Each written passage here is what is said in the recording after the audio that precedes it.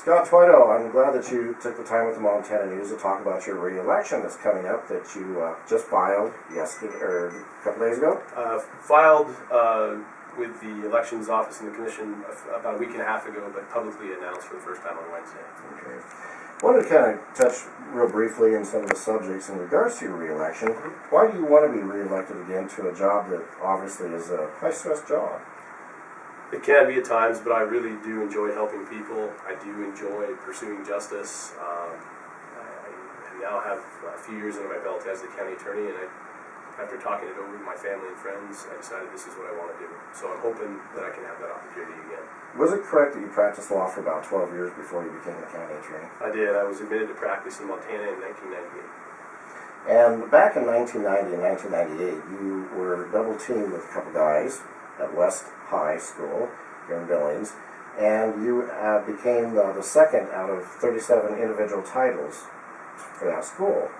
You worked with the teammates in that particular situation. How do you apply that to the public? Isn't the public now part of your double team? Oh, are you talking about like when I played tennis in high school and played sports? Absolutely. The community is always part of the county attorney's office.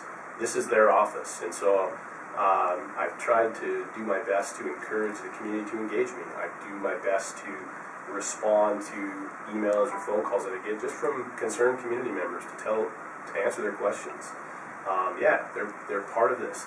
This is their office as well. So what you're saying is you have an open door policy, in a sense. I do. I think that's one of the first things that I decided to do when I became county attorney was really work to improve the transparency in this office, because when I took office, the great work that was being done was really being overshadowed by something more reserved for the gossip pages and not for the prosecutor's office.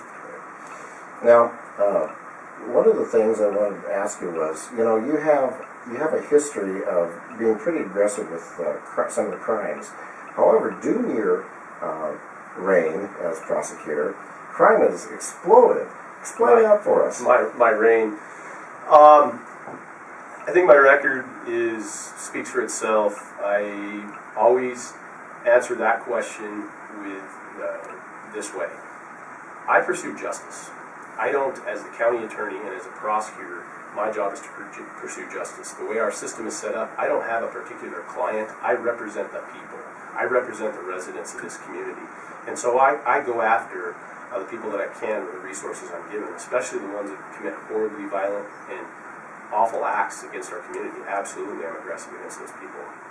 With regard to the second half of your question, with the explosion in crime, I wouldn't call it an explosion. I would say that Billings has seen a tremendous period of growth over the last 5 to 6 years with regard to cases filed, and I can give you those numbers if you'd like.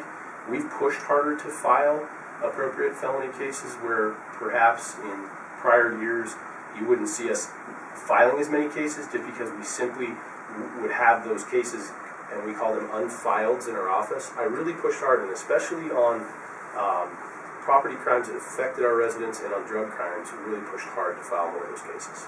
Would you agree that the crimes that have taken place in Billings are, however, more violent than what they used to be before you became a prosecutor?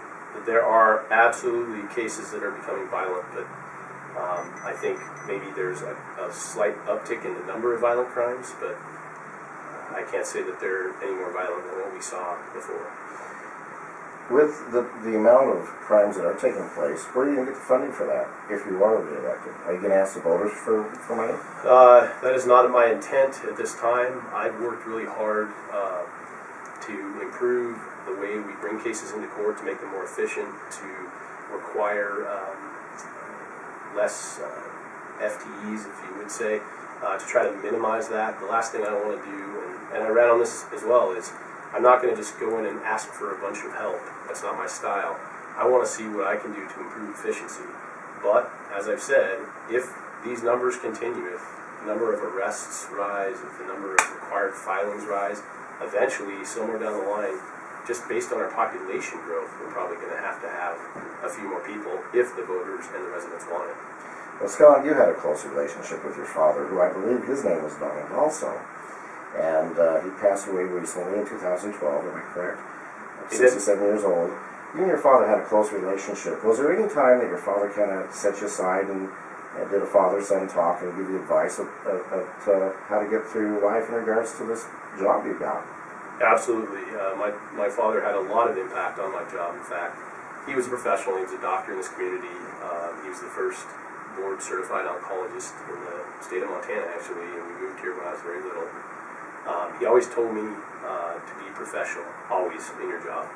Your job is to be a professional. Your job is to treat people with respect, do your job timely and appropriately. And so that's probably the number one thing that I'll take from him. And I think anybody that knew him at the hospital here where he worked, I think they would say that he was a consummate professional. Now, you have a deputy county attorney by the name of Ed Zink. You have a case coming up in regards to where a gentleman Saba Malik was shot, homicide, deliberate homicide. State versus David Isaacson. Okay. And in that particular case, do you feel that your deputy county attorney Ed Zink is qualified or able to actually prosecute this case and actually get the result that you want? Well, with regard to the result, there's a multitude of factors. I'm not going to comment about any issue with the case, but I have the utmost confidence in Senior Deputy Ed Zink. He's a solid prosecutor. He's done wonders for this community. Would it be fair to say that maybe there's some things on that case hasn't been done right regarding the police department with the detective division? We noticed that he hasn't been charged with with having IEDs. We noticed that he wasn't tested for any methamphetamine, which he was high when he committed the crime. There's quite a few other lists of things that we've come up with as investigating this ourselves. Isn't that going to affect your case or his ability to prosecute it correctly? The only thing that I will comment with regard to that, because it is pending and it's appropriate that I do not try those cases in the media, is that the case is being prosecuted properly. Fair enough. Do you think that the voters should give you another turn, another year? I'm hoping for that opportunity. I hope my record as the county attorney over the last few years speaks for itself.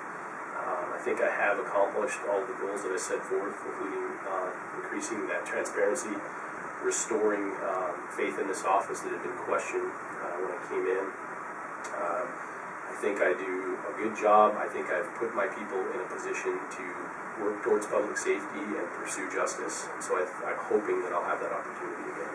In regards to Judge Baugh, you're aware of the situation with a young gal who was raped by a former teacher here in Billings, Montana. And then she committed suicide a few years later. Judge Baugh made some comments that were inappropriate, and due to that, it has cost him his career. Now, you yourself took a position with that case at the end. Do you think that anything that you did could affect your re-election or help it? No, I think the case, my office went down and made an argument for a sentence that we thought was appropriate. The judge disagreed with that sentence. The judge made some comments that were questioned, and the case is currently on appeal because we believed, and we consulted with the Attorney General's office, that we thought that the sentence imposed was improper under the statutory framework that Judge Baugh had to work with. However, we were waiting to see what happens in the appeal. Do you think down the road you're going to ask the public for more employees as more of the crime is being committed? Do you need more staff? That's a difficult question because I don't know, other than to tell you that honestly I look at every way I can to keep that level of service up without burdening taxpayers, because that's something that's near and dear to me. I try to do the best I can with what I have, but obviously if the numbers continue to rise, eventually that's just going to probably have to happen. On another note, Scott, if your office is ever found to have problems, obviously they would be different than your predecessor had up here. Would you not be quick to come to the public and say, hey, we messed up and we want to correct it? Absolutely. If I thought that there was, well, let me back up. If I thought that anybody in this office ever intentionally withheld evidence, exculpatory evidence, anything like that, then I absolutely would immediately discipline that person up into firing them. I said that from the get-go. That is unacceptable. We do what's appropriate. We go where the facts take us. We're not agenda driven. We don't keep stats on how many times we win. There's no such thing in this job. This job is to protect people and ensure a sense of public safety for this community. So if that happens, I will absolutely take action necessary. But the important thing to note is, again, as long as you're transparent, as long as you're out there telling people what you're doing it in open court, you're being honest, you're dealing fairly with the Office of the Public Defender or defense attorney representing someone whose life is, the state is saying, you committed this crime. Their rights, that's where the rubber meets the road, that's where the Constitution comes in. And it's just as much my job to defend that person's constitutional rights as it is their defense attorney. There is no difference. Therefore, if I ever found that there was intent on anyone's part, then absolutely I would take action. What would you like to ask the voters? Again, just another opportunity for a chance to serve. I truly enjoy this job.